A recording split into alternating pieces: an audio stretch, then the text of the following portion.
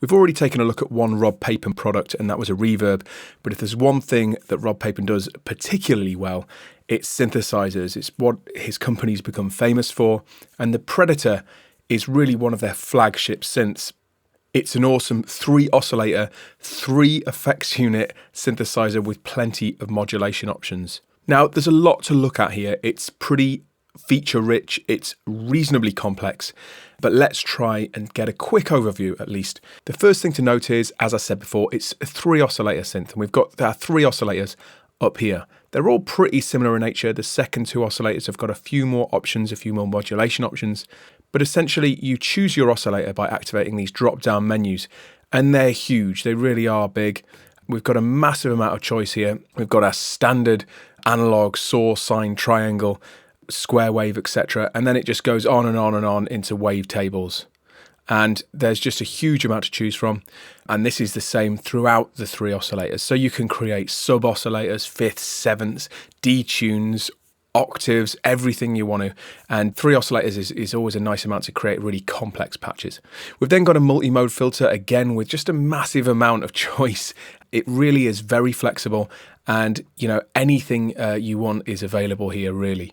There's even vocal informant filters right down the bottom for those sort of talk box synth effects, great for sort of dubstep and trap basses. And then there's even a little filter 2 here, which gives you options like high pass, band pass, and you can also have this in low pass as well. It's slightly cut down in features, but still it's great to have it there.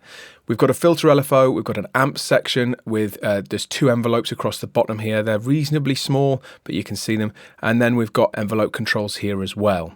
There's 3 effects units, and I love having internal effects on synths. Some people like to process them with their own effects, and of course you can still do that, but it's really nice to have them built into a patch, I find. If you're quickly creating a lead sound that's really expansive with loads of reverb on it, it's great to be able to recall that back in the patch. Of course, you can replace it with a reverb later down the line, but it's just really nice to be able to have that programmed into the patch, and these effects units sound great.